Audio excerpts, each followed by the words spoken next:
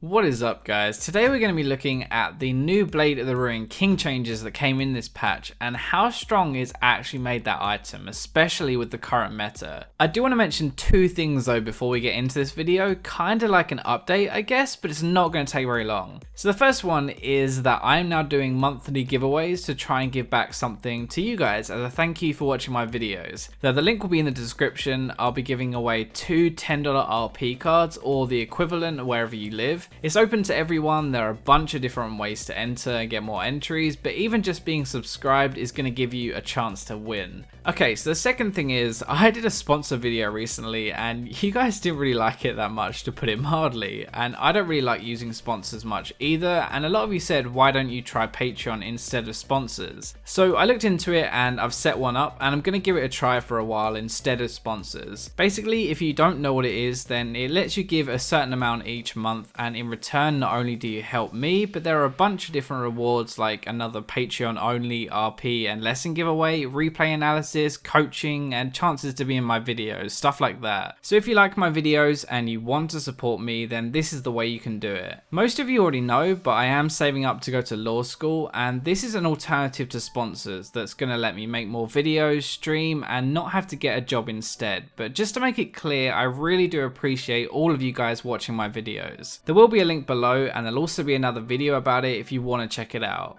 Alright, that's enough of that stuff. Let's get into the good stuff. So why is Blade of the Ruined King so damn good? Alright, first off, the change. So the part we're interested in is the on-hit passive, so the percentage health damage is now included in lifesteal. Now this means not only do you get lifesteal based on the amount you auto-attack for, but also based on the 8% of their current health. So that's great and everything, but why is that such a big deal? Well, the answer is basically tanks. Okay, so right now, Cinderhulk junglers are really popular, right? And not only do they have loads of health, but they also do a fair bit of damage as well. Now look at the common items, okay? Cinderhulk, health, Righteous Glory, health, Warmog's health, Randuin's health, even both of the magic resist items have health on them too. Now all of this health means that not only does the blade passive do a lot of damage now, but it means that you will lifesteal for even more and actually be able to fight them so much easier. Now with Blade of the Ruined King as your third item, it's basically impossible for a tank to kill you anymore. You have the active to kite and heal yourself, you have the passive to kill them, and you have the lifesteal to heal back up their damage. Now I don't even think this is the biggest reason. The biggest thing is Thornmail. Now a lot of junglers have started to get this item third in their build. They do this annoying Cinderhulk, Righteous Glory, Thornmail, and it often means you're basically just killing yourself. Now before, Blade only gave you 10% lifesteal, and honestly that just wasn't enough to kill them before you killed yourself. Now with the passive healing as well though, you are able to kill these Thornmail tanks and actually deal with them before you have your full build. So Thornmail works really well with health, right? Because in theory, the more damage you can absorb, the more damage you're going to return. Okay, so my point is, if the enemy has a Thornmail, then they'll often have a lot of health to go with it, which means that your blade will be healing you for even more.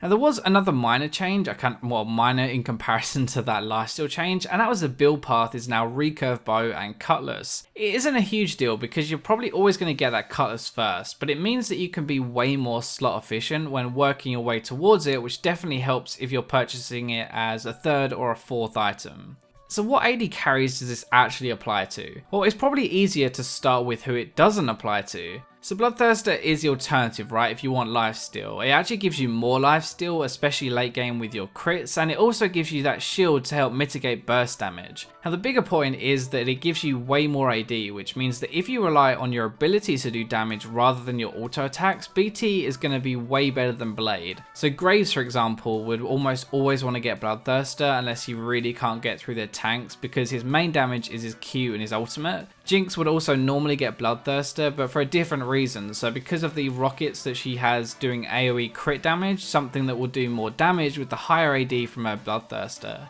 Draven's the final example I want to use because he would also get Bloodthirster because his Q scales so well with AD, but also the shield covers up his lack of mobility. Now champions like Corki, Vayne, Lucy and Calista would pretty much always want Blade of the Ruined King now unless the enemy doesn't have any tanks, which is honestly pretty unlikely. Sivir can go either way depending on what you're up against, but just to give you some perspective, Korean ADs go Blade of the Ruined King and everyone else goes Bloodthirster. Now the champions I think who actually benefit the most out of this change are Calista and Twitch though. Now Calista was already really strong, but now she has moved to the top of the pack. The build path helps her more than anyone else. The lifesteal means that she can kite tanks even better than before as well. The AoE from Ruden's Hurricane will mean that you notice the lifesteal change even more, and well, actually I don't want to go too in depth on her or I have nothing left to say in my tier list. Twitch is the other one, and Twitch is viewed as really bad, but this blade change could be what he needs to start seeing play again. So his ultimate actually applies the blade passive, which is why it's so good. He'll do a ton of damage while healing back a lot too, and the build path kind of helps his lane phase a little bit as well. He's by no means overpowered or anything like that, but I definitely think that if you get ahead on Twitch, he's going to do a disgusting amount of damage. Okay, so that wraps up today's video, and remember to check out my Patreon page and also the giveaway I'm running. Thanks again to everyone though for supporting me however you do, even if it's just by watching my stuff. But that's all for this video, so I'll catch you next time.